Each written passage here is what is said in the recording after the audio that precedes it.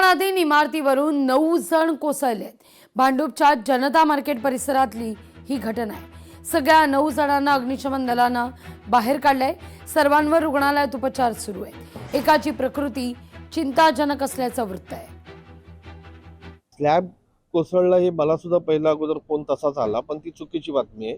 Actually इथे मातेश्वरी हॉलच्या बाजूला जनता मार्केट परिसरामध्ये कन्स्ट्रक्शनचं काम चालू आहे। त्या ठिकाणी जे लग्न चालू होतं, त्या लग्न समारंभात काहीतरी भांडणं झाली, तेव्हा ती मुलं धावत तिथे गेली। त्यातला एक मुलगा त्या स्लॅबमधून पाण्याची टाकी होती त्याच्यावर ज्या पाळ्या होत्या ती पलटी होऊन पडला। त्याला वाचवायला त्यांचे पाहुणे गेले आणि तिथले लेबर गेले।